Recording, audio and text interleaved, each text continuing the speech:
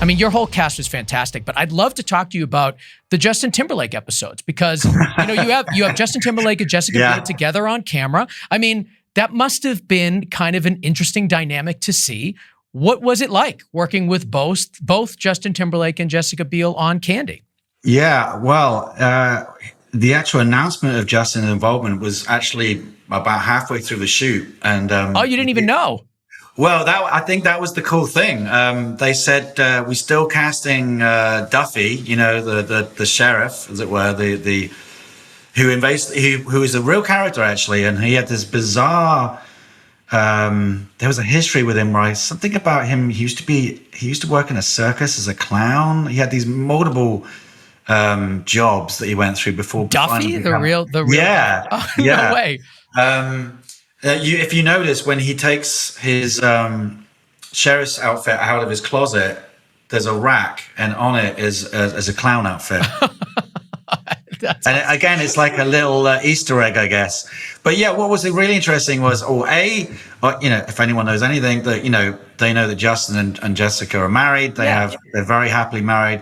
I didn't know this, but apparently Justin was in town the whole time when she was shooting Atlanta. So obviously, a family man now.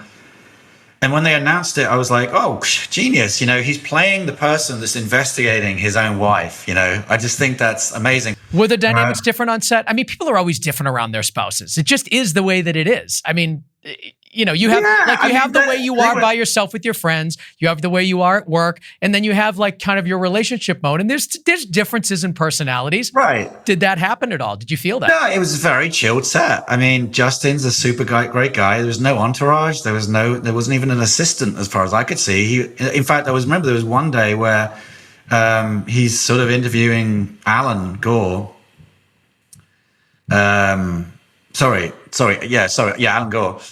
And they call cut, and he goes in and resets Pablo, the actor's Pablo is playing Alan. Yeah.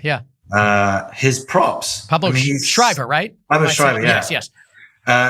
So it just shows Justin's a great down-to-earth, hard-working guy. He was great. And he really got into the character. There's a sort of gruffness to him.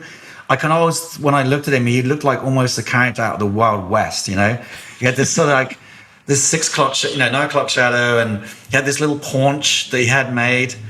And I think they really found a lot of joy, the actors I could see playing, real characters. Some of them, I mean, Candy, strangely, is still alive. She's under a new name, pseudonym, and she's, I believe, in therapy or something. Wow. Not in therapy, in counseling. She's a counselor. So she's out there. She's still alive. She's counseling. She could be listening to this podcast. All right. Watch your back.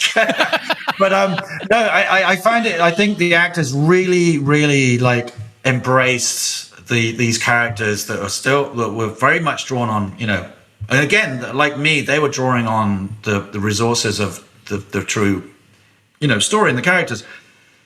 And they were really, really loving their own personal outfits and costumes, and how, I think Tim, Pat who plays Pat, he's got this lovely sky blue jumpsuit in one scene. He took it home. On wrap, he took it home. That's so funny. So that was the love for these characters, and obviously this period, the bygone period. But yeah, I just think they did an amazing job of the acting because it was nicely balanced. And again, it has a slightly...